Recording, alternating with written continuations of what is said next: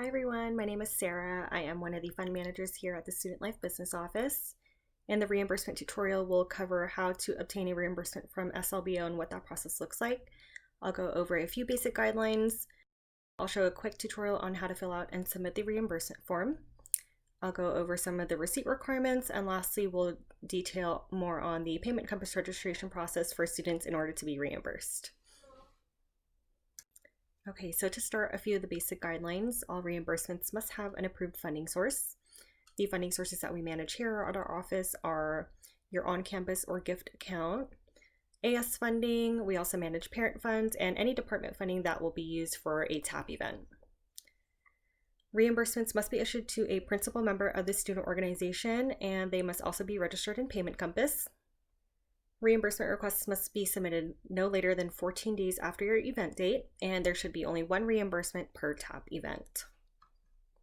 To access the reimbursement form, you will go ahead and go to our website at slbo.ucsd.edu.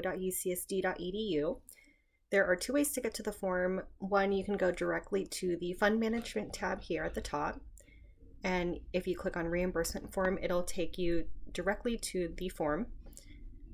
If you also go to the Student Organizations tab under Fund Management, we have a whole web page with reimbursement information resources. If you scroll a little bit down, under Reimbursement Information, click See More. And in this module here, under Reimbursement Form, go ahead and click Submit a Request, and it also takes you directly to the form. So a quick walkthrough of how to fill out the reimbursement form. This form is going to be filled out by the principal member who is going to be requesting reimbursement for their TAP event. In section A, we'll just go ahead and enter your payee information, including your name, PID, student organization, and in case we need to contact you, go ahead and provide your UCSD email and also your phone number. Section B is for the event information. For in-person events, this information should correspond with the information on your TAP. If it's a virtual event, go ahead and fill out section B as best as you can.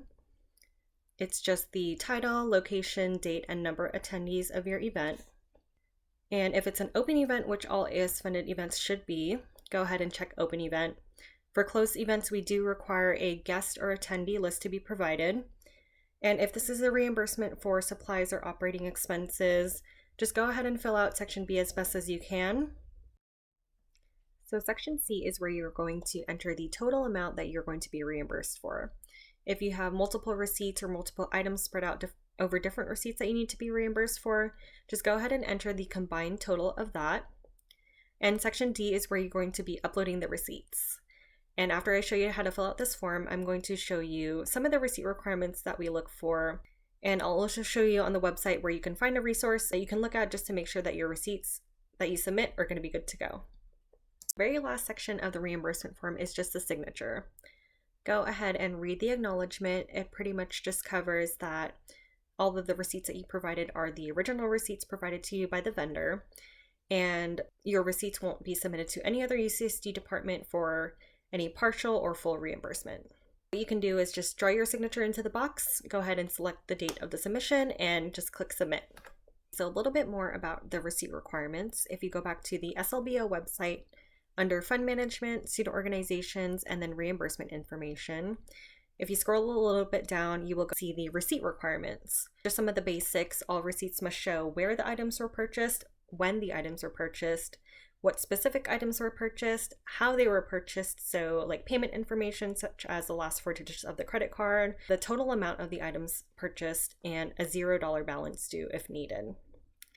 If it is an online purchase, you must be able to provide the confirmation stating that the items have shipped.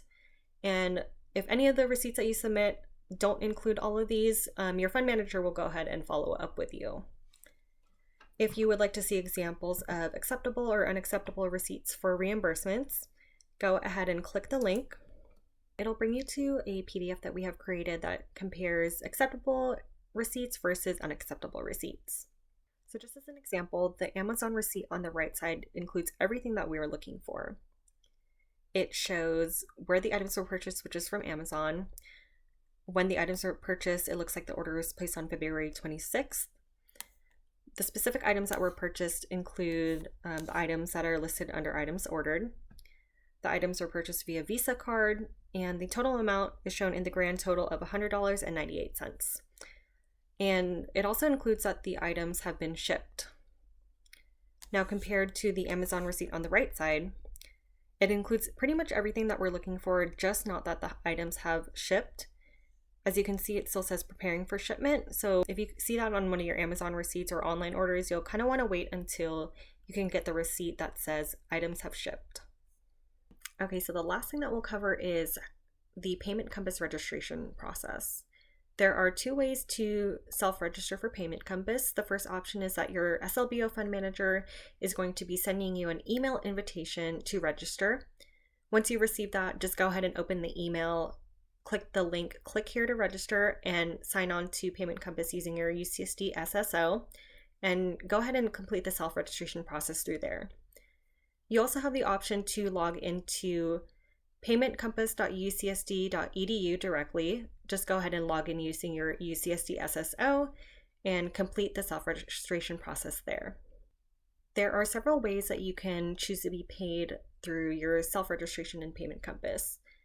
The first main option is signing up through direct deposit, or you can choose the option to receive a check in the mail.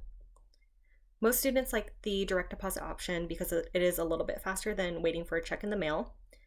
And one good thing about Payment Compass is that you can log into your account and you can view the status of your payment directly through Payment Compass.